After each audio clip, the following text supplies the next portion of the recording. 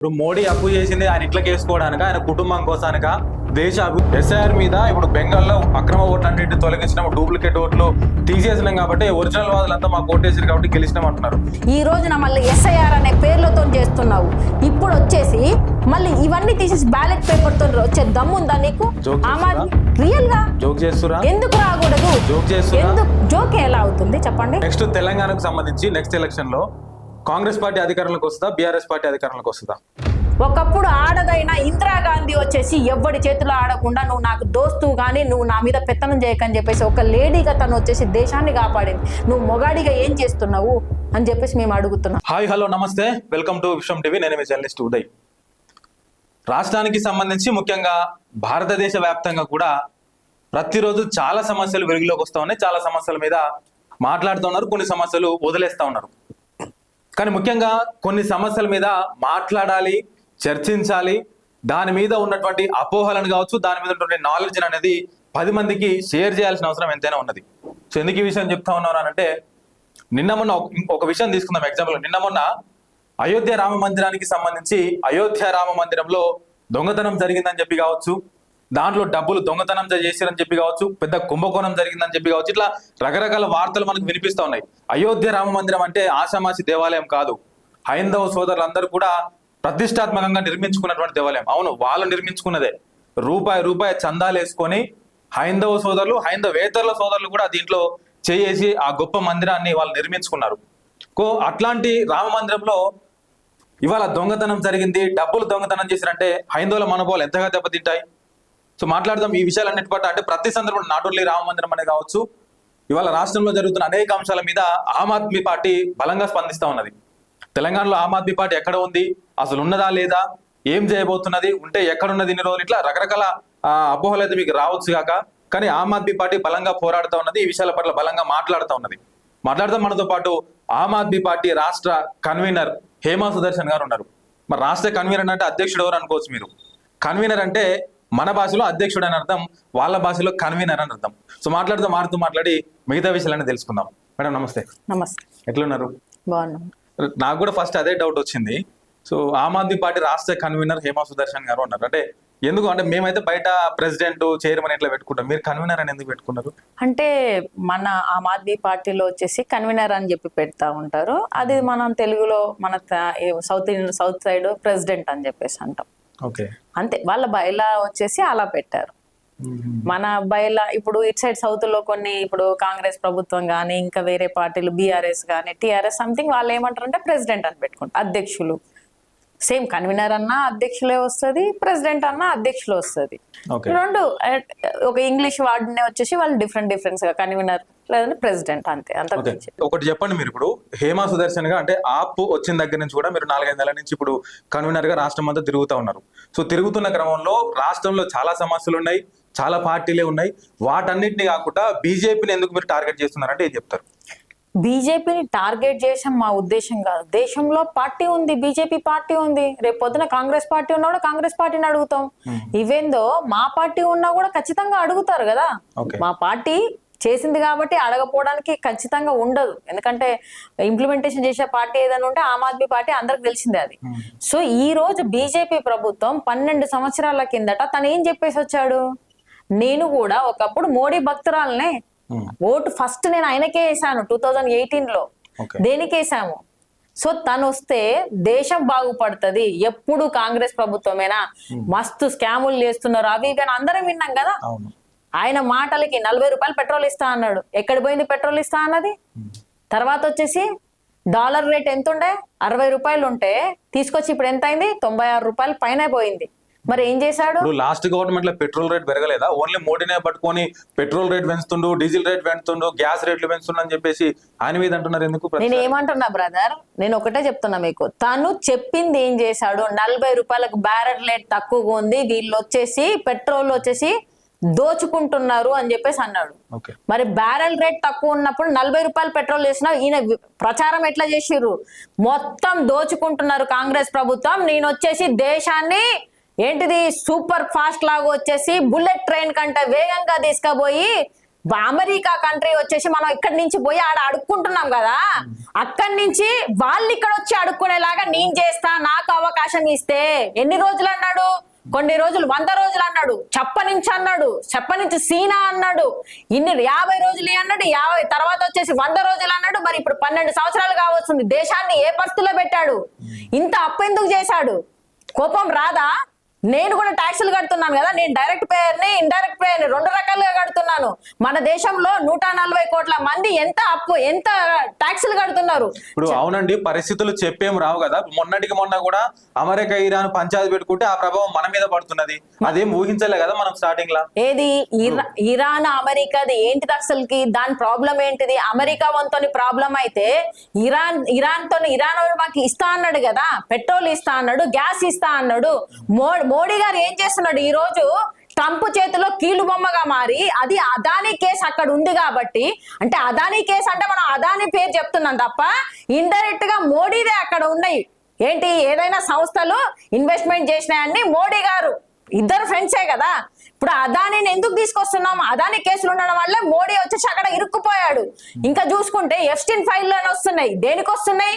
Iran మనకి gas ఇస్తా అన్నా కూడా, ఏంటిది రష్యా మనకు గ్యాస్ ఇస్తా అన్నా కూడా ఎందుకు వచ్చేసి వద్దన్నాడు మోడీ?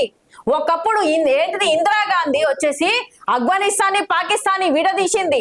నువ్వు నాకు ఫ్రెండే, పక్క రాష్ట్రం నువ్వు ఫ్రెండ్ గా ఉంటావు, కానీ నా నెత్తినెక్కి కూర్చుంటే నేను ఊరుకోను, నా దేశాన్ని నువ్వు సర్వనాశనం చేయాలి, నా దేశం మీద పెత్తనం చేస్తే నేను ఊరుకోను అని చెప్పేసి ఒక ఆడదానిగా తను ఎలా చేసింది.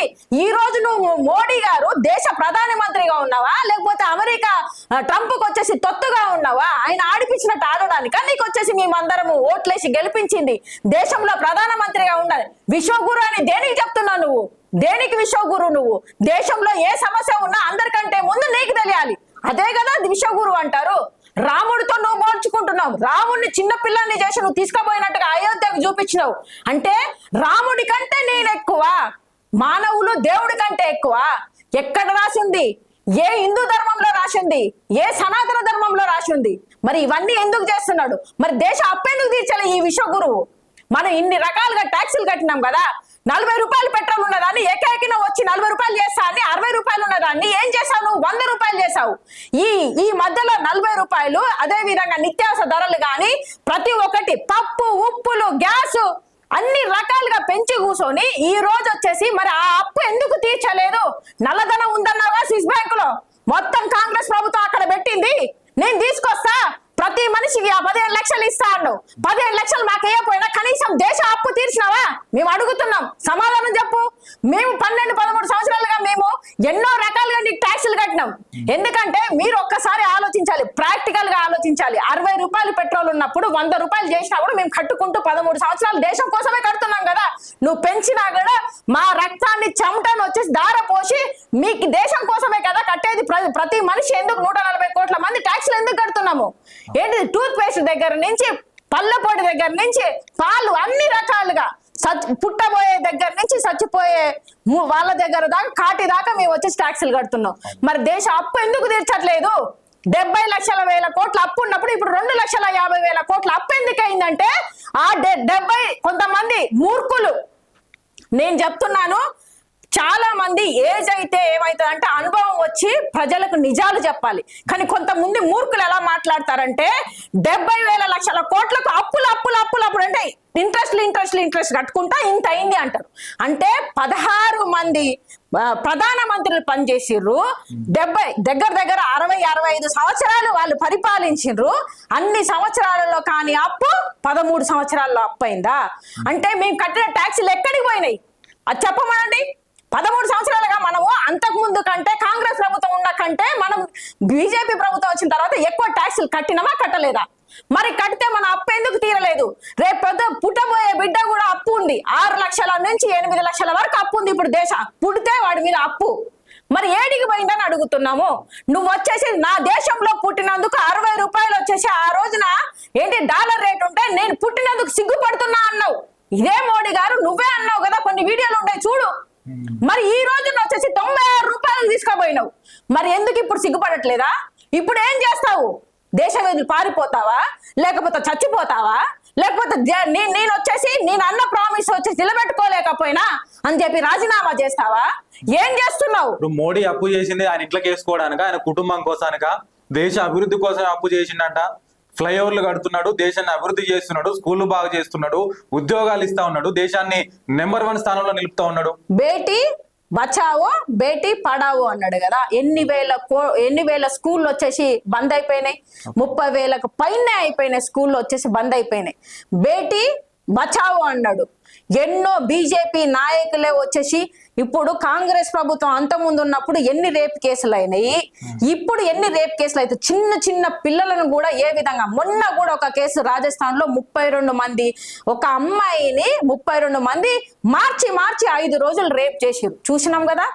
ఎన్నో రకాలుగా ఇప్పటి నుంచి ఒక్కొక్క బీజేపీ లీడర్ వచ్చేసి అమ్మాయిలను హోటళ్లలో వచ్చేసి బట్టలు లేకుండా పరిగెత్తిచ్చేసి ద్రౌపదిని ఎలా చేశారో ఆ రోజున, లేకపోతే ఇంకే ఏంటిది ఆ రాజ్యంలో దొరల రాజ్యంలో ఎలా ఉన్నదో ఈ రోజు అదే చేస్తున్నారు.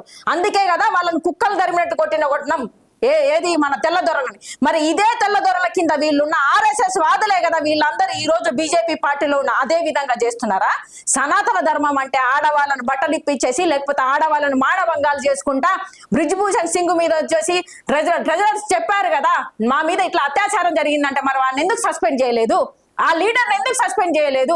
అదే విధంగా ప్రజ్వల్ రజన మీద ఎన్ని కేసులు ఉన్నాయి కర్ణాటక?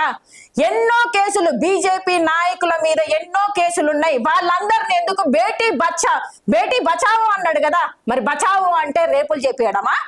రేపులు చేపించిన వాళ్ళందరూ వచ్చి బీజేపీ పార్టీలోనే ఎందుకున్నారు? అది దానికి సమాధానం లేదా? మేక్ ఇన్ ఇండియా అన్నాడు, చాలా డెవలప్మెంట్ అన్నాడు. ఎక్కడ చూసినా మొన్న ఏది మన కాశీలో కూడా చాలా ఏరియాలలో, హైదరాబాద్ లో కూడా జరిగింది. ఏంటి మన రైల్వే స్టేషన్లు కట్టినాయి, ఒక్క రోజు వర్షం పడితే కూలిపోతున్నాయి. అదా మేక్ ఇన్ ఇండియా? అదా డెవలప్మెంట్? అంటే నాసీ రకం వచ్చేసి మీరందరు కాంట్రాక్ట్లు తీసుకొని ఈ రోజు దేశాన్ని సర్వనాశనం చేసుకుంటూ కూర్చుంటే దాన్ని మేక్ ఇన్ ఇండియా అంటారా? ఎక్కడ ఖర్చు పెట్టాడు?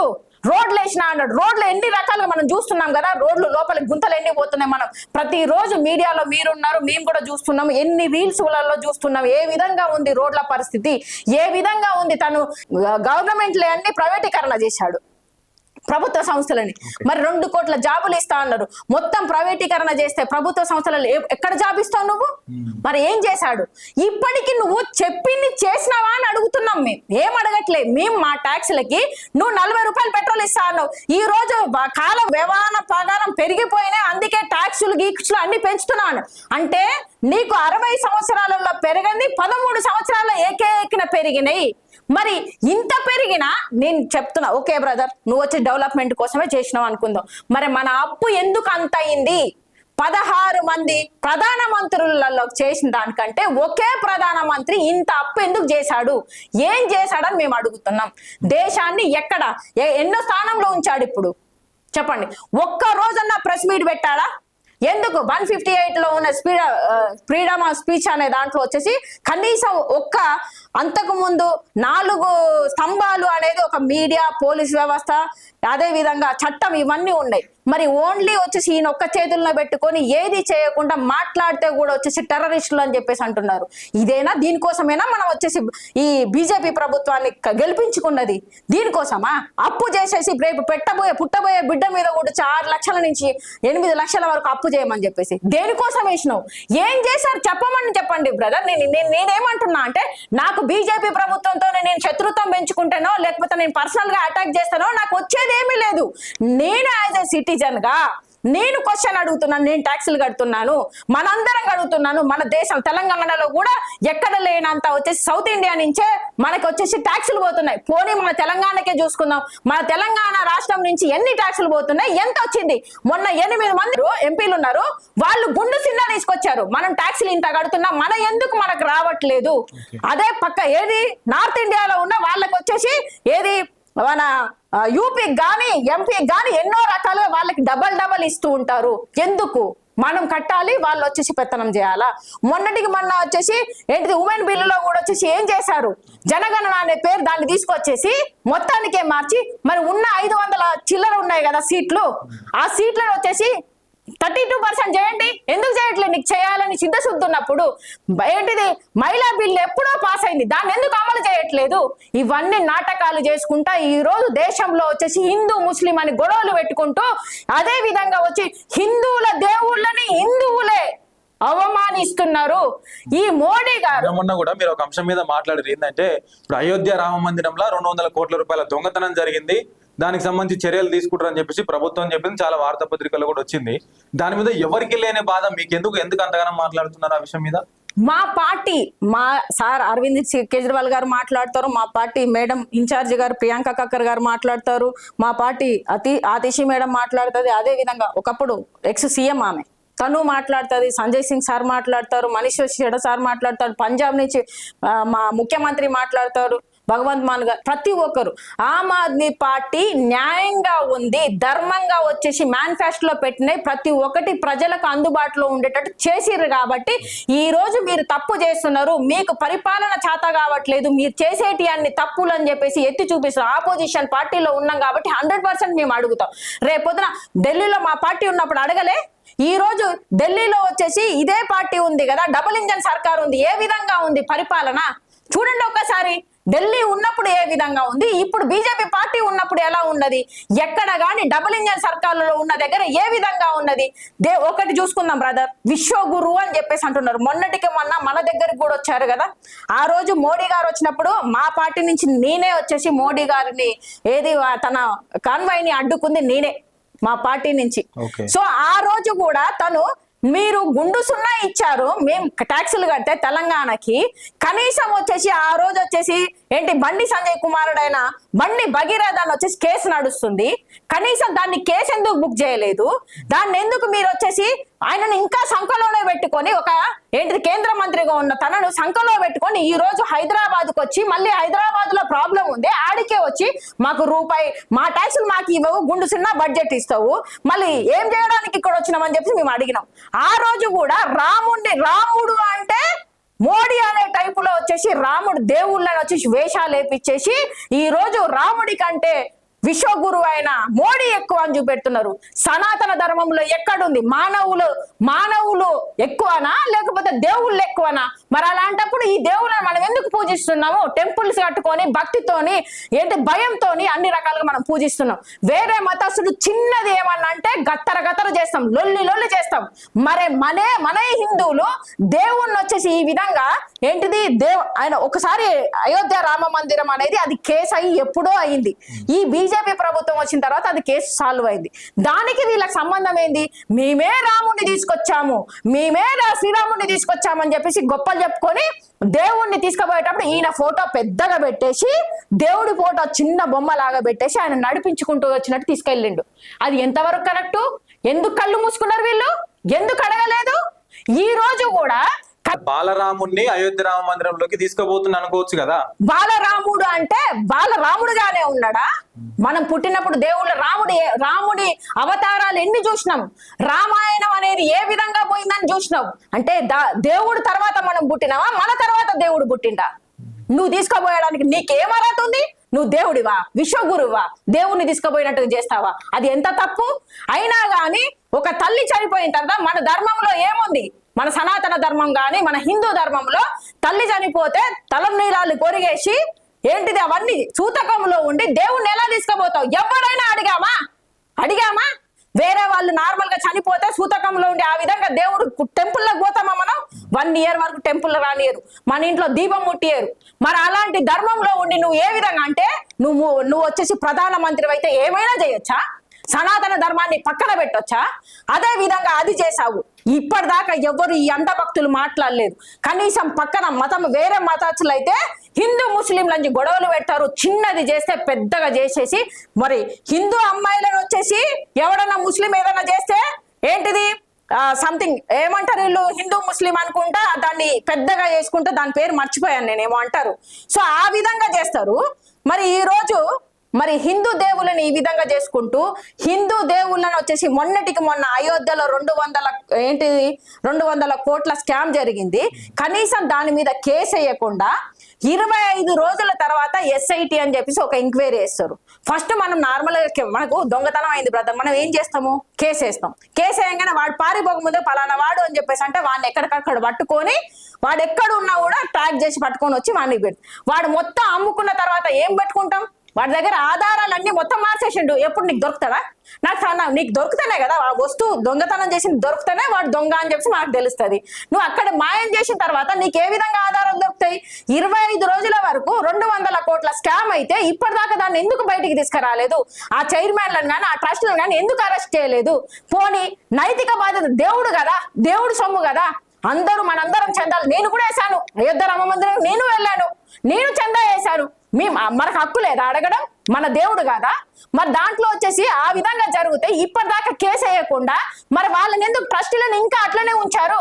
వాళ్ళకు వచ్చేసి బౌన్సర్లను పెట్టుకొని పోలీసు వాళ్ళని పెట్టి వాళ్ళని ఏంటిది ఎంక్వైరీ తీసుకుపోతారా? ఇప్పటిదాకా వచ్చేసి ఎఫ్ఐఆర్ కాలేదు. ఎస్ఐటి అనే పేరుతోని ఎందుకు పక్కదో పట్టిస్తున్నారు కేసును? ఇప్పుడు నువ్వేమో దేవుణ్ణి తీసుకొచ్చిన, అది కేసు గెలిచినాం కాబట్టి రామ మందిరం కట్టిర్రు, కానీ నీ అకౌంట్ లో బీజేపీ అకౌంట్ వేసి నేనే చేసిన, బీజేపీ చేసిందని చెప్పేసి అన్నావు. నేనే విశ్వగురుని అన్నావు.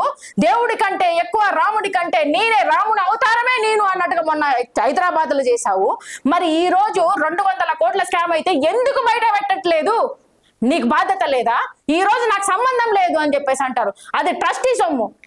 ఆ ట్రస్ట్ ఇన్ని రోజుల నుంచి ఎవరు అంటున్నారు? నువ్వు రామ మందిరాన్ని తెచ్చుకొచ్చినా అన్నావు, రాముడు నేనే అన్నావు, మొత్తం నీ చేతుల్లో పెట్టుకొని ఈ రోజు దొంగతనం జరిగితే ఆ కేసుకు నాకు సంబంధం లేదంటావా? ఇదేనా?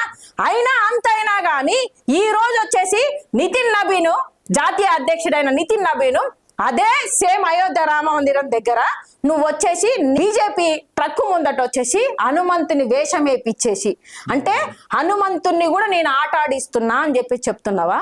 ప్రజలకు ఏమి మెసేజ్ ఇస్తున్నావు నువ్వు? నీ జెండాను పెట్టేసి దేవుణ్ణి డాన్స్ చేపిస్తున్నావు. దాంట్లో తప్పే ఉంది. ఇప్పుడు మనం కూడా ఊర్లల్లో దేవుళ్ళ వేషాలు వేసుకొని మనకు బాడీ మొత్తం కూడా ఇప్పుడు శ్రీకృష్ణుని వేషం వేస్తారు, రాముని వేషం వేస్తారు, ఊర్లలో కొన్ని కార్యక్రమాలు చేస్తుంటారు కదా. అది నాటకాలు ఏ విధంగా చేస్తామో మర్యాదనగా చేస్తాం కదా. కానీ ఏ జెండా పెట్టుకుని దేవుడు బీజేపీ పార్టీకి ఏమన్నా ఒత్తాసు పలుకుతా అన్నాడా? అంటే వేరే పార్టీలకు వాళ్ళ మతానికి ఏమన్నా దేవుడు పర్మనెంట్ గా రాసిచ్చిందా? పోనీ జాతీయ జెండా పెట్టిన వాడా? రాజకీయం కోసం దేవుళ్ళని ఎందుకు వాడుతున్నావు? ఇంకెవరైనా అలా చేస్తే వాళ్ళను వచ్చేసి దేవుడి ద్రోహులుగా నువ్వే వాళ్ళని జైలు వేయాలి. కానీ నువ్వు ఏం మెసేజ్ ఇస్తున్నావు? దేశంలో ఒక పరిపాలనలో ఉన్న బీజేపీ పార్టీ ఈ రోజున హిందూ ముస్లిం పేరుతోనే దేవుళ్ళని ఈ విధంగా అవమానిస్తుంటే, అంటే మీ బీజేపీ ప్రభుత్వానికి రాముడు శ్రీరాముడు వచ్చేసి మేము వచ్చేసి వాళ్ళని ఆట ఆడిస్తాం, మా ఇష్టానికి వాడుకుంటాం, ఏంటిది బీజేపీ రాజకీయం కోసం వాడుతా అంటే ఎలా? ఇంత మాట్లాడుతున్నారు. ఇప్పుడు అవినీతి ఆరోపణలు ఎదుర్కొన్నటువంటి అరవింద్ కేజ్రీవాల్ జైలుకు పోయిండు లిక్కర్ కేసులో దొరికి. మీరు కూడా మా అవినీతి గురించి ప్రశ్నిస్తారా? మీరు కూడా మా గురించి మాట్లాడతారా? మీకు మా గురించి మాట్లాడే నైతిక అర్హత లేదంటున్నారు వాళ్ళు. మీకు అదే కరెక్టే కదా వాళ్ళు అన్నది, వాళ్ళు చెప్పారు కదా. మరి ఎందుకు ఆధారాలు లేవని చెప్పేసి కొట్టివేయబడ్డది కేసు? అసలుకి ఆధారాలు లేకుండానే వాళ్ళు వచ్చేసి ఒక కేసులో వాటికి కూడా కొన్ని చట్టాలు ఏర్పాటు చేసి అసలు ఆధారం లేకుండానే వాళ్ళు లోపలేశారు. మా సార్ ఎన్ని సంవత్సరాలు ఉన్నారు జైల్లో? 6 నెలలు, 1 ఇయర్ ఉన్నారు. మనీష్ శివశేఖర్ సార్, సత్యేంద్ర జయంత్ సార్ 3 సంవత్సరాలు ఈ విధంగా పెట్టారు. తర్వాత ఆధారాలు లేవని చెప్పేసి మరి వాళ్ళ 3 సంవత్సరాల రాజకీయ లైఫ్ ను, వాళ్ళ 3 సంవత్సరాల లైఫ్ ను మీరు ఎందుకు స్పాయిల్ చేశారు? ఇప్పటిదాకా దానికి ఎందుకు సమాధానం చెప్పలేదు? అంటే ఈ రోజు 200 కోట్ల స్కామ్ జరిగిందని చెప్పేసి బయటికి వస్తున్నాయి. ఇన్ని రకాలుగా వచ్చేసి ఎక్కడ పడితే అక్కడ వచ్చేసి ఎలక్ట్రల్ బ్రాండ్ ద్వారా కానీ అన్ని రకాలుగా దేశ సొమ్మునంతా వచ్చేసి ప్రైవేటీకరణ చేసుకుంటూ దేశాన్ని సర్వనాశనం చేస్తున్న ఇన్ని వస్తున్నా కూడా ఇన్ని స్కాములు అవుతున్నాయి. ఆడవాళ్ళ మీద, అలాగే వచ్చేసి చిన్న పిల్లల మీద ఇన్ని స్కాములు జరుగుకుంటా డాలర్ రేటు పెరిగింది, పెట్రోల్ రేట్లు పెరిగి అన్ని పెరుగుతున్నా కానీ ఇప్పటిదాకా మరి దాని మీద నువ్వు ఎందుకు మాట్లాడలేదు? ఈ రోజున వచ్చేసి తప్పుడు కేసు పెట్టి మా అపోజిషన్ పార్టీలో ఉండి మేము న్యాయంగా మేము అడిగి ఢిల్లీలో వచ్చేసి నువ్వు ప్రధానమంత్రిగా ఉండి ఢిల్లీలోనే వచ్చేసి నాకు అధికారం లేకుండా పోయింది అని చెప్పేసి నానా రకాలుగా సామభేద దండోపాయాలు చూపించి నువ్వు వచ్చేసి ఆ కేసులో పెట్టినావు. కానీ దానికి ఆధారాలు లేవని చెప్పేసి కొట్టివేయబడింది కదా. మరి ఇప్పుడు దాకా ఎలా వచ్చేసి తను లిక్కర్ కేసు అని అంటారు మా సార్ని? ఆమ్ ఆద్మీ పార్టీ ఎక్కడ వాళ్ళు చెప్పండి, మీరు చూపించండి. దాని కేసు కొట్టివేయబడ్డ తర్వాత మీరు ఎలా చెప్తారు? తప్పుడు కేసే కదా అది.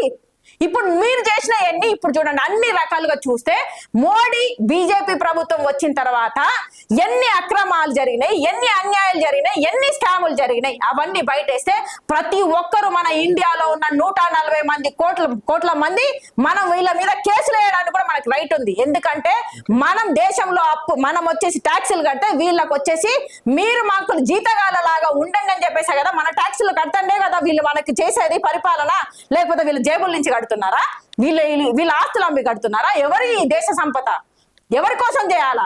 ఈ రోజు రక్తం పీల్చినట్టు పీలుస్తున్నారు, రోజు రోజుకు రేట్లు పెంచుకుంటూ. ఎక్కడి నుంచి తీసుకురావాలా? దేశాన్ని ఎక్కడ పెట్టినవు? ఈ రోజు ట్రంప్ చేతుల్లో నువ్వు ఆడడానిక నిన్ను ప్రధానమంత్రిని చేసింది? మన దేశాన్ని అవమానించడానిక తెల్లదొరలను వచ్చేసి తరిమి కొట్టినావు, కుక్కలన్నందుకే తరిమి కొట్టినావు. ఈ రోజున వచ్చేసి దేశ యువతకు నువ్వు వచ్చేసి 2 లక్షల జాబ్ ఇవ్వకుండా దేశాన్ని సర్వనాశనం చేసి ఈ రోజు యువత దేశానికి వెన్నుముక యువతనే వచ్చేసి కాక్రోచ్ అన్నావు. కాక్రోచ్ లాగా పుట్టి పెరుగుతున్నారంటే మరి వాళ్ళని ఎందుకు ఇంతగానో చదువుకోమన్నావు? ఎందుకు జాబులు ఇవ్వలేదు? ఒకడు అంటాడు వాడు మాత్రం వచ్చేసి ఎంపీగా సారీ మళ్ళీ ఈ మాటలు వస్తున్నాయి, వాళ్ళు మాత్రం ఎంపీలుగా ఉండొచ్చు, అడ్వకేట్ లో ఉండొచ్చు, వాళ్ళు వచ్చేసి సమోసాలు అమ్ముకోండి, లేకపోతే వచ్చేసి చాట్లు పెట్టుకోండి, లచ్చలు నువ్వు నీ ఎంపీ పదవి వదిలేసి నువ్వు జై ఎవరు వద్దన్నారు? చాట్ మసాలా పెట్టు, పానీపూరి బండి పెట్టు, దేశ యువతకు నువ్వే అదేనా సమాధానం ఇచ్చేది? నువ్వు దేశంలో ఉన్నప్పుడు దేశంలో మేము కడుతున్న ట్యాక్స్లకి విద్యార్థులకు ఏమి ఇస్తా అన్నావు? 2 కోట్ల జాబులు ఇచ్చినావు. కనీసం 2 కోట్లు కాదు 20 లక్షల జాబులు ఇచ్చినావా? ఇవ్వలేదు. ఆయన అలా మాట్లాడతాడు. ఇక్కడ చూస్తే ఈ ప్రభుత్వం తెలంగాణ ప్రభుత్వం ఏం మాట్లాడుతుంది? ఎక్కడికి పోవాలా? దేశానికి వెన్నుముక యువత అంటారు, యువతనే పక్కదో పట్టించుకుంటూ వాళ్ళని కాక్రోచులు అనుకుంటూ ఈ రోజు వచ్చేసి విద్యార్థులు చదువుకుంటే ఎక్కడికక్కడ పేపర్ లీక్లు అవుతున్నాయి. ఎవరి బాధ్యత? ధర్మేంద్ర ప్రధాన్ రిజైన్ చేయాల్సిన అవసరం లేదా? ఒకప్పుడు నైతిక బాధ్యత వహించి ఏది రైల్వే మినిస్టర్ రాజీనామా చేస్తారు. ఆ ప్రభుత్వాలు ఉన్నప్పుడు కనీస నైతిక బాధ్యత వహించి చేసేవాళ్ళు. మరి ఈ ప్రభుత్వం వచ్చినప్పుడు ఎన్ని తప్పులు చేసినా వీళ్ళెందుకు రాజీనామాలు చేయట్లేదు? వీళ్ళెందుకు సస్పెండ్ అవ్వట్లేదు? ఇన్ని అన్యాయాలు అక్రమాలు చేస్తున్న మర్డర్లు మానభంగాలు చేసే వాళ్ళందరూ ఎందుకు బీజేపీ పార్టీల్లో వాషింగ్ పౌడర్ నిర్మాలాగా వాళ్ళు దాంట్లోనే ఉంటున్నారు? వేరే పార్టీలో ఉంటేనేమో వాళ్ళు వచ్చేసి అక్రమాలు చేస్తున్నారు, అఘాయిత్యాలు చేస్తున్నారు, తాడు బొంగరం లేని పార్టీని పట్టుకొని మీరు ఇక్కడ వచ్చి మీరు మాట్లాడేది అసలు ఈ మాట నేనంటలేదు. మీ ఎంపీ రాఘవ్ చద్దాతో పాటు రాజీనామా చేసిన ఇంకొక 4 ఎంపీలు అంటున్నారు. ఇప్పుడు తల్లి రొమ్ము పాలు దాగి తల్లి రొమ్ము గుద్దడము ఏంటి అంటే మన భాషలో ఏమంటాం అంటే ఎదవలు అంటాం. ఆ ఎంపీ తర్వాత ఒకప్పుడు నువ్వు 22 సంవత్సరాలకు ఆమ్ ఆద్మీ పార్టీలోకి వస్తే నీకు యువతగా ఒక ధైర్యం ఉంది, నిన్ను బయటికి తీసుకురావాలని చెప్పేసి నిన్ను నమ్మి నీకు అన్ని రకాలుగా ఒక ఎమ్మెల్యేగా ఛాన్స్ ఇచ్చారు. తర్వాత ఏంటి జల్ బోర్డ్ లో మెంబర్ గా పెట్టారు, పంజాబ్ లో వచ్చేసి అడ్వైజర్ గా పెట్టారు, నిన్ను రాజ్యసభ ఎంపీగా చేశారు. ఇవన్నీ నీకు అవకాశాలు తీర్చుకొని ఈ రోజు తిన్నింటి వాసాలు లెక్క పెట్టడం అంటే ఏమో తెలుసా? అదే నువ్వు వచ్చేసి ఒక ఏమంటారు చార్టెడ్ అకౌంట్ గా ఎవరికి తెలియదు, నువ్వు వచ్చేసి నీ పిల్లం భార్యగా ఎవరికి తెలియదు, కానీ ఆమ్ ఆద్మీ పార్టీ లీడర్ గా తెలుసు. ఈ రోజు అన్ని రకాలుగా నాకు తెలిసి ఎప్పుడైతే మా సార్ మీద కేసు పెట్టినప్పుడు కూడా ఈయన పేరు మీద కూడా ఉంటే అది భయపడి ఫారెన్ కి పారిపోయి నా మీద కేసులు వేయొద్దు, నేను నీ పార్టీలో చేరతా. మరి ఎవరికి తెలుసు? మీ వైఫ్ ను వచ్చేసి బెదిరించుంటారు, ఇంకేమైనా చేస్తారని భయంతో నువ్వు వచ్చేసి పోయినావా? లేకపోతే నువ్వు ఏదన్నా వచ్చేసి స్కాములు చేసినావా? ఎందుకు భయపడ్డావు? ఈ రోజున ఒకప్పుడు సమోసా గురించి ఏంటిది చాయ్ 10 రూపాయలు, సమోసా 10 రూపాయలు అని చెప్పేసి కొట్లాడినవు. అదే విధంగా వచ్చేసి తర్వాత లేడీస్ గురించి మాట్లాడావు. అదే విధంగా గిగ్ వర్కర్ల గురించి మాట్లాడినావు. మరి పెట్రోల్ గురించి మేము మాట్లాడామా? మా సార్ వాళ్ళు అదే చెప్పారు, దేశంలో వచ్చేసి 40 రూపాయలు పెట్రోల్ ఇస్తా అన్నావు కదా, ఎందుకెళ్ళే మోడీ గారు అని చెప్పేసి ఏ రోజైనా ప్రశ్నించినావా? ఏ రోజైనా 60 రూపాయలు వచ్చేసి డాలర్ వాల్యూ ఉంటే ఇప్పుడు 96 రూపాయలు పోతుంది, ఏం చేస్తున్నావు మోడీ గారు అని అడిగావా? డీజిల్ రేట్లు, పెట్రోల్ రేట్లు కానీ గ్యాస్ రేట్లు పెరిగి జనాలందరూ ఒకప్పుడు స్మృతి 400 రూపాయలు ఉంటే గ్యాస్ సిలిండర్ ఎత్తుకొని అమ్మ ఊరంతా ఆమె రచ్చ చేసింది కదా. మన్మోహన్ సింగ్ కే గాజులు పంపించింది. ఇప్పుడు మోడీకి మేమేం పంపించాలా? ఆమె చీర దొరకకపోతే ఆమ్ ఆద్మీ పార్టీ నుంచి మేము అందరం పంపిస్తాము. మోడీ గారికి ఆల్రెడీ అది కూడా గాజులేసాం చీర కట్టాం. మరి ఏం చేస్తున్నారు మోడీ గారు? దాని గురించి అడగమంటే ఈ రాఘవ్ చెడ్డా ఎందుకు అడగలేదు?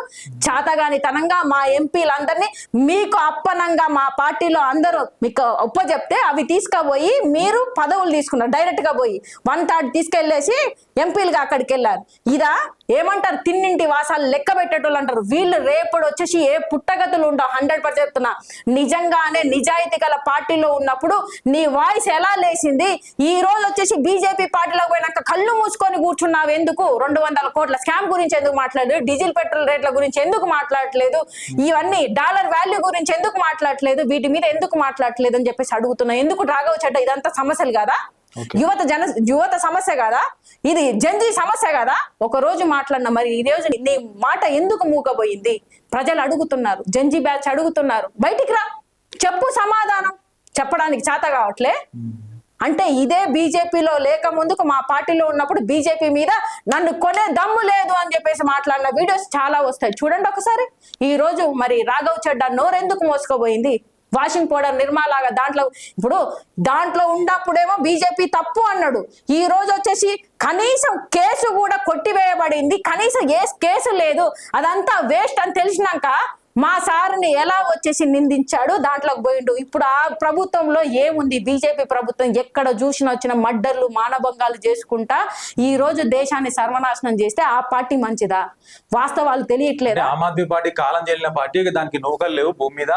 అందుకనే మన ప్రజలు ఢిల్లీలో అందుకనే ఓడగొట్టిండ్రు. ఇక దాంతో మనకి ఏం ఉపయోగం లేదు, దేశంలో కూడా ఇక ఉండదు అని చెప్తున్నాడు. నిజమేనాది? నేను ఒకటే చెప్తున్నా, ఈ బీజేపీ ప్రభుత్వం రావడానికి ఎన్ని సంవత్సరాలు పట్టింది? 45 నుంచి 50 సంవత్సరాలు పట్టింది. ఒక 60 సంవత్సరాలు మాక్సిమం 50 సంవత్సరాల వరకు కాంగ్రెస్ పార్టీ పరిపాలించిందా, లేకపోతే వేరే పార్టీ ఏమైనా పరిపాలించిందా? మరి పెట్టగానే ఒక ఏంటిది క్యాడర్ ఐఏఎస్ లో ఉండి దాంట్లో అన్యాయం ఉన్నది, నేను దేశ ప్రజలకు న్యాయం చేయాలి అని చెప్పేసి తన జాబును కూడా వదిలేసి దేశ ప్రజల కోసం ఒక పార్టీ పెట్టగానే సీఎం అయ్యి తర్వాత మళ్ళీ వచ్చేసి తనే వచ్చేసి ఏంటిది ఒక రాజకీయ పార్టీ పొత్తులో పోయినా అని చెప్పేసి రాజీనామా చేసి మళ్ళీ పోటీ పడి మళ్ళీ సీఎం గా గెలిచి తను ఏదైతే చెప్పాడో మేనిఫెస్టోలో పెట్టింది, ఏదైతే ఏంటి అంబేద్కర్ రాసిన రాజ్యాంగంలో ఏదైతే విద్యా వైద్యం అనేది మన ట్యాక్సులకు ఇవ్వాలి అనేది అంత దాన్ని మేనిఫెస్టోలో చెప్పింది చేశాడు. విద్యా వైద్యం అనేది కార్పొరేట్ లెవెల్లో ఇచ్చిన పార్టీ ఏదైనా ఉంటే అంటే ఆమ్ ఆద్మీ పార్టీ. ఇప్పటికీ గూగుల్లో కొట్టినా కానీ మీకు చూసుకుంటే తెలుస్తుంది ఆమ్ ఆద్మీ పార్టీ అని వస్తుంది. విద్యా వైద్యం ఇచ్చిన పార్టీ ఏదైనా ఉందా దేశంలో, భారతదేశంలో అంటే అరవింద్ కేజ్రీవాల్ ఆమ్ ఆద్మీ పార్టీ అని వస్తుంది. తెలంగాణలో ఆమ్ ఆద్మీ పార్టీకి స్థానం ఉన్నదా? ఏదైనా బ్రదర్, నిజం అనేది బయటికి రావడానికి చాలా లేట్ అవుతుంది. నిజం నిప్పు లాంటిది ఒక రోజు బయట వస్తుంది. స్వార్థం అనేది తప్పుడు అనేది ముందు వస్తుందేమో కానీ కొంచెం త్వరగా వస్తాయి. కానీ ఖచ్చితంగా ఒక పార్టీ 60 సంవత్సరాల తర్వాత రావడానికి వాళ్ళెంత కష్టపడి ఉంటారు. నిజాయితీ గల పార్టీ ఉండి ఢిల్లీలో అధికారంలో 3 సార్లు వచ్చింది, 10 సంవత్సరాలు పాలించారు. ఓకే, అక్కడ పెట్టారా? ఇక్కడ కాపీ తెలంగాణలో ఎవరు కాపీ కొట్టారు? బస్సు ఎక్కడి నుంచి తీసుకొచ్చి ఫ్రీగా అన్నారు? మా పార్టీ ఆమ్ ఆద్మీ పార్టీ ఢిల్లీలో వచ్చేసి ఫ్రీగా ఇచ్చేసి ఏ రాష్ట్రంలో నుంచి అయినా వచ్చింది. ఓన్లీ తెలంగాణ ఆడవాళ్ళకి కాదు, దేశంలో ఏ రాష్ట్రంలో ఉన్న వాళ్ళకైనా ఢిల్లీకి వస్తే ఫ్రీ అని పెట్టారు. అదే విధంగా మా పార్టీ వచ్చేసి మగవాళ్ళ జేబులు కొట్టి మగవాళ్ళకి రేట్లు పెంచాలి, బస్ ఛార్జీలు పెంచాలి, ఇక్కడ కొట్టాడు. కనీసం వచ్చేసి అక్కడ చేసింది కాపీ కొట్టి కూడా ఇంప్లిమెంటేషన్ చేయలేకపోతున్నాడు ఈ రేవంత్ రెడ్డి. 200 కరెంట్ యూనిట్స్ ఫ్రీగా ఎక్కడి నుంచి కాపీ కొట్టాడు? ఆమ్ ఆద్మీ పార్టీ ఇచ్చింది. ఇన్ని రకాలుగా విద్య వైద్యం అందుబాటులో తెచ్చి ఫ్రీగా మీన్స్ మన ట్యాక్స్లకు ఇచ్చిన తర్వాత ఏంటిది 200 కరెంటు యూనిట్ ఫ్రీగా ఇచ్చి అదే విధంగా బస్సు ఫ్రీగా ఇచ్చినా గానీ దేశంలోనే అప్పు లేని రాష్ట్రంగా ఏదైనా ఉందంటే అది ఢిల్లీ ఆమ్ ఆద్మీ పార్టీ అరవింద్ కేజ్రీవాల్ సార్ ఉన్నప్పుడు మాత్రమే జరిగింది. పంజాబ్ లో కూడా ఇప్పటికి 300 యూనిట్లు కరెంట్ ఫ్రీగా ఇస్తున్నారు. అదే విధంగా హెల్త్, ఎడ్యుకేషన్, సోలార్ కరెంట్ అని చెప్పి చేసేసి ప్రజలకు అందుబాటులో ఉంది. 800 మంది రైతులు చనిపోయినప్పుడు ఏ ప్రభుత్వం పట్టించుకోలేదు, ఆమ్ ఆద్మీ పట్టించుకుంది. కాబట్టి ఈ రోజు ఆమ్ ఆద్మీ పార్టీ అక్కడ వచ్చేసి ముఖ్యమంత్రిగా ముఖ్యమంత్రిగా బల్వంత్ మాన్ గారు ఉన్నారు ఆమ్ ఆద్మీ పార్టీ నుంచి. ఒక రోజు కాకపోతే ఒక రోజు ఆమ్ ఆద్మీ పార్టీ ఇక్కడ కూడా ఈ రోజున వచ్చేసి అంతకు ముందు కాంగ్రెస్ వచ్చేసి అన్యాయం చేసింది అని చెప్పేసి అనుకున్నప్పుడు బీఆర్ఎస్ పుట్టింది, తెలంగాణ ఉద్యమం పుట్టింది. తెలంగాణ కోసం మనందరం పోరాడితే ఈ రోజు వచ్చేసి ఏంటి దళితునికి ముఖ్యమంత్రి ఇస్తా అని చెప్పేసి ఏం చేశారు? తర్వాత వాళ్ళు మోసం చేశారనే కదా ఫ్యామిలీలు తెలంగాణ దోచుకున్నారని చెప్పేసి మనం ఈ రోజు కాంగ్రెస్ ప్రభుత్వానికి ఓటేసినాము.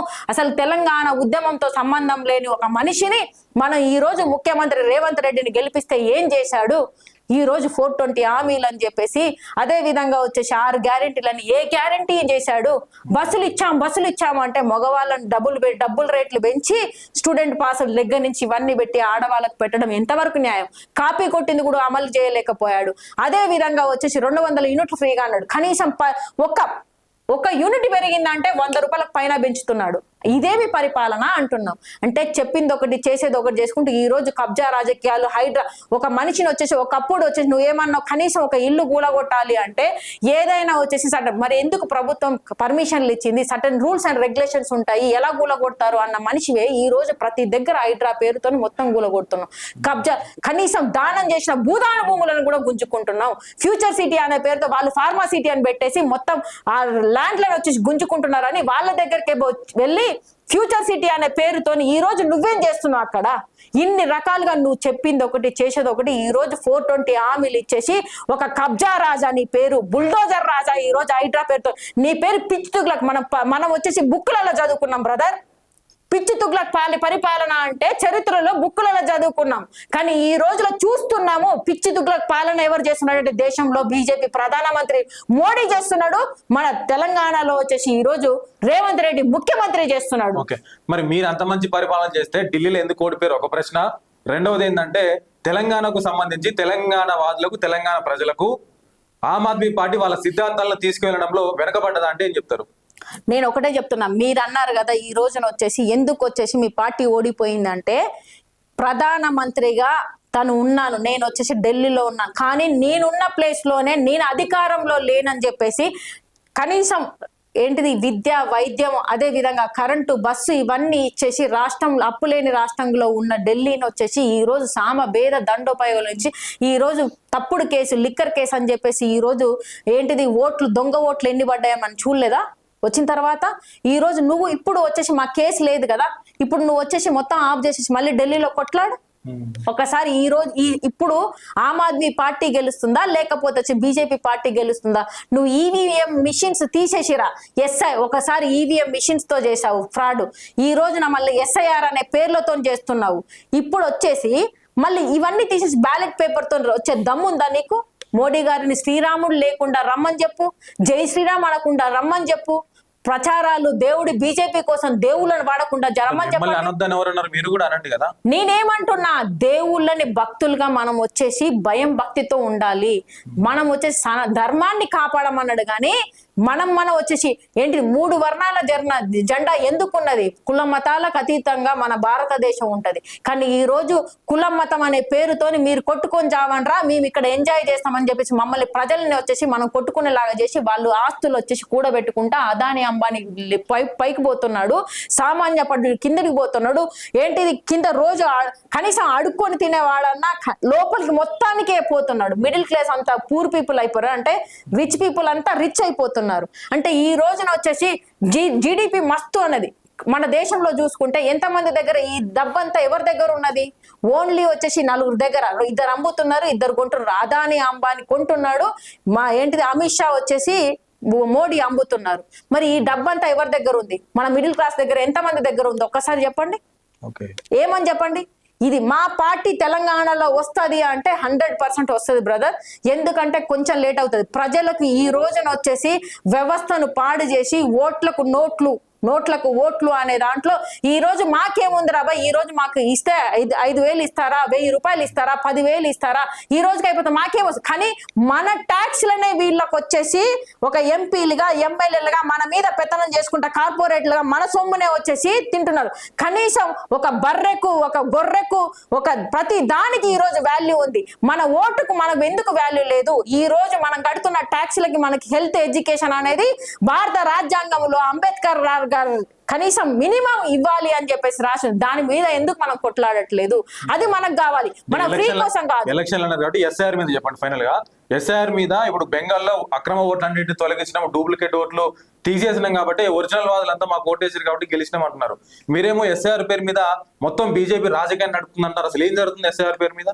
ఇప్పుడు ఎస్ఐఆర్ పేరు మీద 90 లక్షల ఓట్లను తీసేసి ఎక్కడెక్కడైతే మమతా బెనర్జీ గారు గెలుస్తారు, దీదీ గెలుస్తారు అన్న దగ్గరనే ఓట్లన్నీ తీసేశారు. అది కోర్టు కేసు దగ్గర కూడా పోయింది. చట్టం మనకేం చెప్తుంది? మన రాజ్యాంగం ఒక్క ఓటును కూడా మిస్ అవ్వద్దు అని చెప్తున్నారు. మరి ఈ రోజు ఎస్ఐఆర్ పేరుతో వచ్చేసి ఎన్ని లక్షల ఓట్లను తీసేశారు? ఎంత పర్సెంటేజ్ తో వచ్చేసి మమతా ఓడిపోయింది, మమతా దీది ఓడిపోయింది? అది చూసుకుంటే సరిపోదా? వీళ్ళు కావాలని చెప్పేసి ఈ ఈవీఎం మిషన్ల ద్వారా ఎస్ఐఆర్ అనే డ్రామా పెట్టి వీటి ద్వారా గెలుస్తున్నారు తప్ప నిజంగా రాజకీయంగా గెలవడానికి వీళ్ళకి చేత కాదు. ఈ రోజు తమిళనాడులో కూడా ఏదో పెత్తనం చేద్దామని పోయి అక్కడ కూడా తీసేసి కదా ఓట్లను, అక్కడ కూడా పోయినాయి. మరి ఈ రోజు ఆ ప్రభుత్వం వచ్చేసి మత కులాలకు అతీతంగానే వచ్చాడు కదా విజయ్ అనేట ఆయన. ఒక 2 సంవత్సరాలు కూడా కాలేదు పార్టీ పెట్టేసి బయటకు వచ్చాడు, చేశాడు. మరి ఇక్కడ తెలంగాణలో కనీసం వచ్చేసి ఇన్ని సంవత్సరాలుగా 3 సంవత్సరాలు కావస్తుంది దగ్గర. మరి తిన చెప్పింది ఎందుకు? హెల్త్ ఎడ్యుకేషన్ మినిస్టర్ కానీ వీళ్ళందరినీ ఈయన దగ్గరనే పెట్టుకొని మొత్తం దేశం సర్వనాశనం చేస్తున్నారు. ఇక్కడ ఎస్ఐఆర్ పేరుతో మొన్న కూడా సుప్రీంకోర్టు ఏమి ఇచ్చింది మనకి? ఎస్ఐఆర్ అంటే నేను చెప్తున్నాను, కనీసం మన దేశంలో మనం వచ్చేసి మన దేశంలో మనం పుట్టినమా, మనం అసలుకి మన ఇండియా సిటిజనమే అని చెప్పి చెప్పుకోవడానికి ఒక్క కార్డు కూడా లేదంట, ఒక్క ఐడి కూడా లేదు అంటారు. ఈవెన్ పాస్పోర్ట్ తో సహా మనము నిరూపించుకోవడానికి ఏ ఆధార్, మరి ఎందుకు ఈ ఆధార్ కార్డులు అండి? Aadhaar card, pan card, voter card, ఇన్ని కార్డులు ఇవన్నీ పెట్టుకొని నాలుక గిక్కోవడానికా? ఏం చేయడానికి? సిటిజన్ అని చెప్పుకోవడానికి ఇప్పటిదాకా మనకు ఆధారం లేకుండా ఉన్నది. ఎస్ఐఆర్ పేరుతోని అసలు దేశంలో వచ్చేసి రక్షించాల్సిన బాధ్యత మీదే ఉన్నది. మరి పాకిస్తాన్ నుంచి, ఆఫ్ఘనిస్తాన్ నుంచి ఎలా జొరబడుతున్నారు అంటే దేశ భద్రత అనేది మీ చేతుల్లో చేత కాదు అని చెప్పాలి కదా. అందుకే కదా ఎక్కడ అరుణాచల్ ప్రదేశ్ లో మొత్తం చైనా అంతా ఆక్రమించుకున్నది. మొన్న కూడా సుబ్రహ్మణ్య స్వామి చైనా గురించి, చైనాలో వచ్చేసి మోడీ గారు ఏ విధంగా పోతారంటే ఒక మోడీ గారు ఉమనైజర్ అని చెప్పేసి సుబ్రహ్మణ్య స్వామి బీజేపీ పార్టీ లీడరే చెప్తున్నారు. అవన్నీ వాస్తవాలు కాదా? ఎఫ్స్టీన్ ఫైల్ వాస్తవాలు కాదా? సో ఇప్పుడు ఎందుకు ట్రంప్ చేతిలో ఆడుతున్నాడు మోడీ గారు? ఒకప్పుడు ఆడదైనా ఇందిరాగాంధీ వచ్చేసి ఎవడి చేతిలో ఆడకుండా నువ్వు నాకు దోస్తు కానీ నువ్వు నా మీద పెత్తనం చేయకని చెప్పేసి ఒక లేడీగా తను వచ్చేసి దేశాన్ని కాపాడింది. నువ్వు మొగాడిగా ఏం చేస్తున్నావు అని చెప్పేసి మేము అడుగుతున్నాం. ఈ ఎస్ఐఆర్ పేరుతో ఓట్లు తీసేసుకుంటూ, ఈవీఎం మిషన్ తో ఓట్లు ఈ విధంగా గ్యాంబ్లింగ్ చేసుకుంటూ, ఎక్కడ పడితే అక్కడ ఓట్లను తప్పుదో పట్టించుకుంటూ, నువ్వు ఈ రోజున వచ్చేసి హిందూ ముస్లింల పేర్లతోని తప్ప నువ్వు నిజమైన రాజకీయం చేయట్లేదు అని చెప్పేసి మేము చెప్తున్నాము. ఇది నీకు చేత కాదు, రాజకీయం చేత కాదు, అసలు నువ్వు రాజీనామా చేయాలి. నీకు అర్హతే లేదు. దేవుణ్ణి అవమానించుకుంటూ హిందూ ముస్లిం మీద చిచ్చులు పెట్టమని ఏ రాజకీయంలో చెప్పలేదు, ఏ భారత చట్టరీత్యా అలా చేయడం కూడా తప్పే. సో ఆ విధంగా మనల్ని విసిగొలుపుతున్న ఈ బీజేపీ పార్టీ మనకు అవసరమా అని చెప్పేసి అడుగుతున్నారు. నెక్స్ట్ తెలంగాణకు సంబంధించి నెక్స్ట్ ఎలక్షన్ లో కాంగ్రెస్ పార్టీ అధికారంలోకి వస్తుందా, బీఆర్ఎస్ పార్టీ అధికారంలోకి వస్తుందా? కాంగ్రెస్ పార్టీ అధికారంలో వస్తుందా, బీఆర్ఎస్ పార్టీ అధికారంలోకి వస్తుందా అంటే ప్రజలు మార్పు కావాలి అనుకున్నారు. ఆమ్ ఆద్మీ పార్టీ వస్తుంది. ఆమ్ ఆద్మీ రియల్ గా జోక్ చేస్తురా? ఎందుకు రాకూడదు? ఎందుకు జోక్ ఎలా అవుతుంది చెప్పండి? ఈ రోజున ప్రజలు ఎందుకు ఆలోచించట్లేదు? ఇప్పటికీ కూడా ఒక ఫ్యాన్ అని చెప్పేసి పోతున్నాము, ఒక లీడర్ మనోడు అని చెప్పి పోతున్నాము. మరి మన ట్యాక్స్లు ఎక్కడికి పోతున్నాయి? మనం ఎందుకు ఇన్ని రకాలుగా వచ్చేసి బాధపడుతున్నాము? మనం ఎందుకు వీళ్ళకి ట్యాక్సులు కట్టాలి? మనం ఎందుకు ఇంత కష్టపడాలి? మనకు కావాల్సింది ఏంది అని చెప్పేసి ఈ ప్రజలు ఎందుకు ఆలోచించట్లేదు? విద్యా వైద్యం అనే పేరుతో ఇంత దండుకుంటున్నారు. మన ట్యాక్సులకు ఓన్లీ ఇది ఇస్తే సరిపోదా? రేషన్ కార్డుకు 5 కేజీల రేషన్ కోసం మనం పోరాడుతున్నామా? ఈ రోజు దేనికోసం పోరాడుతున్నాం? మనకు కావాల్సింది మన ట్యాక్సులకి విద్యా వైద్యం అనేది. చదువుకొని మంచి జాబులు చేసి ట్యాక్సులు కడితే ఎవరికి? దేశానికి, రాష్ట్రానికే కదా మనం కట్టేది. మన రాష్ట్రం, మన దేశం బాగుపడుతుంది. మంచి హెల్దీగా ఉంటే మళ్ళీ మనం ఏం చేస్తాం? ఏదో ఒక జాబ్ చేసుకొని మనం ట్యాక్సులు కడతాం. మన దేశాన్ని కాపాడుకోవాల్సిన బాధ్యత మన ప్రజల చేతుల్లోనే ఉంది. సో ప్రజలందరూ ఫస్ట్ ఆఫ్ ఆల్ మన ట్యాక్సులు ఎక్కడికి పోతున్నాయో ఆలోచించండి. వాడు 1000 రూపాయలు ఇస్తాడా? ఈ లీడర్ 1000 రూపాయలు ఇస్తాడా? ఆ లీడర్ 1000 రూపాయలు ఇస్తాడా? వాడు 10,000 ఇస్తాడా? ఇది కాదు మనకు కావాల్సింది. మనల్ని మనం అమ్ముకోవడం కాదు. ఈ రోజు కనీసం బర్రెకు గొర్రెకు కూడా వాల్యూ ఉంది. మన ఓటుకి ఎందుకు వాల్యూ లేదు? 5 సంవత్సరాలు 10,000 రూపాయలు తీసుకుంటే మన దగ్గర నుంచి 10,000 తీసుకుంటున్నాడు అంటే ఒక్కొక్కరి మీద 5 కోట్లు సంపాదిస్తున్నాడు ఒక లీడరు. ఎమ్మెల్యేను ఎంపీలను మీరెందుకు బాండ్ పేపర్లు తీసుకొని మా ఏరియాలో ఈ సమస్య ఉంది, మాకు స్కూళ్ళు కావాలి, మాకు వచ్చేసి ఏంటిది హాస్పిటల్ కావాలి, రోడ్లు కావాలి, లైట్లు కావాలి, మంచినీళ్ళు కావాలి, ఇది నువ్వు చేస్తావా? చేస్తా అంటే సంతకం పెట్టు అని చెప్పేసి ఒక ఏంటిది బాండ్ పేపర్ రాపించుకొని ఎన్ని రోజులలో చేస్తావో, 100 రోజుల, 200 రోజుల, 300 రోజుల, ఒక సంవత్సరం, ఏదో ఒక బాండ్ పేపర్. ఒకవేళ నువ్వు నాకు రూపాయి వద్దు, మాకు 1000 రూపాయలు వద్దు, ఓటుకి ఏది వద్దు, మాకు ఇవి కావాలి, చెయ్యని రోజున నువ్వు ఇచ్చిన 100 రోజులలో నువ్వు చెయ్యకపోతే ఒక్కొక్కటి చేసుకుంటావు, అన్ని ఒకేసారి కావు, కనీసం స్టార్ట్ చేసినావా? చేస్తే వచ్చేసి నీకు వచ్చేసి ఎమ్మెల్యేగా మేము వచ్చేసి మిమ్మల్ని పెట్టుకుంటాం, లేదనుకుంటే మేము మళ్ళీ వచ్చేసి బై ఎలక్షన్ పెట్టుకుంటాము అనేది మనకెందుకు రావట్లేదు? మనది ఇది, మన ఇల్లు దోచుకుంటుంటే ఎవరినైనా ఊరుకుంటామా? వచ్చి మన ల్యాండ్ లోకి వచ్చి మన ఇల్లు ధ్వంసం చేస్తే ఊరుకుంటామా? మరి ఈ రోజు మనది, ఇది రాష్ట్రం మనది, మనం ఎందుకు అడగట్లేదు? ఈ ఎమ్మెల్యేలు ఎంపీలు వచ్చేసి 10,000 కోసమో 5,000 కోసమో ఓట్లేసి వీడి మనల్ని దోచుకుంటున్నారని మనకెందుకు అర్థం కావట్లేదు? ఇది అర్థమైతే ఖచ్చితంగా వచ్చేసి ఈ రోజు ఆమ్ ఆద్మీ పార్టీ 100% వస్తుంది. ఎందుకంటే ఆమ్ ఆద్మీ పార్టీ మేనిఫెస్టోలో పెట్టినట్టుగా హెల్త్ ఎడ్యుకేషన్ కార్పొరేట్ల వల్ల ఇచ్చింది, అది గమనించండి. ఈ రోజు వాస్ట్ వచ్చేసి ప్రధానమంత్రి ఎవరు అంటే గూగుల్ అడిగినా చెప్తుంది, ఏ ఒక్క సైట్ ని అడిగినా చెప్తుంది ప్రధానమంత్రి మోడీ అని చెప్పేసి. ఈ రోజున వచ్చేసి మనం రాజకీయంలో చూస్తున్నప్పుడు ఎవరు ఏం చేశారనేది మనం చూసినాం కదా. ఈ రోజు 420 ముఖ్యమంత్రి ఎవరు అంటే ఈయన మన రేవంత్ రెడ్డి అని చెప్తుంది. ఇప్పటికైనా ప్రజలకు బీఆర్ఎస్ టిఆర్ఎస్ లేకపోతే ఇంకేదో, టిఆర్ఎస్ అని కొత్తగా పార్టీ వచ్చింది, మరి 10 సంవత్సరాలు ఆమె రాజకీయంలో ఎమ్మెల్సీగా ఉంది, ఎంపీగా ఉంది, ఏం చేశారు? ఏ విధంగా పోరాడారు? బీసీల కోసం పోరాడిందా అధికారంలో ఉన్నప్పుడు? లేకపోతే ప్రజల కోసం మాట్లాడిందా? విద్యార్థుల కోసం మాట్లాడిందా? ఎవరి ఆడవాళ్ళ కోసం మాట్లాడిందా? ఎవరి కోసం ఈ రోజు పార్టీ వచ్చి నేను వచ్చేసి పాలిస్తా అని చెప్పేసి వస్తున్నారు. ఇది కాదు మనం చూసాల్సింది. ఒక మేనిఫెస్టోలో పెట్టినది నెరవేర్చిన పార్టీ ఏదైనా ఉందా అని చెప్పి ఫస్ట్ వెతకండి. ఒక యువత గాని ఈ రోజు నిరుద్యోగులు యువత బయటకు వచ్చేసి ఈ విధంగా చేశారు. మీరు చదువుకున్నారు కదా, ఏ పార్టీ ఏ విధంగా చేస్తున్నది, మనకెవరు కావాలని ఎందుకు నిర్ణయించుకోలేకపోతున్నాం? చదువుకున్నాం కదా, మూర్ఖులం కాము కదా, ఎందుకు వచ్చేసి మనం ఆలోచించలేకపోతున్నాము? అది ఆలోచించండి. ఖచ్చితంగా ఆమ్ ఆద్మీ పార్టీ వస్తుంది. ఒక్కసారి ఛాన్స్ ఇవ్వండి. 100% మేము అనుకున్నది చేయకపోతే Aam Aadmi party health education మీద పనిచేస్తుంది. ఢిల్లీలో చేసింది, ఖచ్చితంగా పంజాబ్ లో కూడా చేస్తుంది. ఒకసారి మీరు చూడండి. మాకు అవకాశం ఇచ్చి చూస్తే మన ట్యాక్స్లకు ఖచ్చితంగా మేము వచ్చి హెల్త్ ఎడ్యుకేషన్ ని ఖచ్చితంగా ఇంప్లిమెంటేషన్ చేస్తాము, రాష్ట్రాన్ని ఖచ్చితంగా బాగుపరుస్తామని చెప్తున్నాం. Right, thank you so much madam. మీకు కూడా అంటే ఫ్యూచర్ లో ఇంకా మీరు కూడా అధికారంలోకి రావాలని మేము కూడా కోరుకుంటున్నాం, ప్రజలు కూడా మిమ్మల్ని ఆశీర్వదించాలని కోరుకుంటున్నాం. ఇంకా చాలా అంశాలు ఉన్నాయి కానీ సో సమయం ఎక్కువైంది కాబట్టి మళ్ళీ ఒకసారి మనం మేడంతో డిస్కస్ చేసేటువంటి ప్రయత్నం చేద్దాం. Thank you so much. So చూస్తున్నాం కదా, ఇది మరి హేమా సుదర్శన్ గారు చెప్తా ఉన్నటువంటి పరిస్థితి. ఇంటర్వ్యూ మొత్తంలో కూడా అంటే నన్ను కూడా కలిసి వేసినటువంటి సంఘటన ఏంది అని అంటే ఓటు గురించి చెప్పినప్పుడే డాక్టర్ బాబాసాహెబ్ అంబేద్కర్ ప్రతి ఒక్కరికి కూడా ఓటు అనేటువంటి హక్కును, ఓటు అనేటువంటి ఆయుధాన్ని ఇచ్చిండు మనకి. సో దాని అంటే ఒక బర్రెకు ఒక గొర్రెకు ఉన్నటువంటి విలువ కూడా ఇవాళ ఓటు హక్కు ద్వారా మనకు లేకుండా పోతా ఉన్నది. ఒక 500కో 1000 రూపాయలకు అమ్ముడు పోయేటువంటి దుస్థితిలో ఉన్నామా మనం?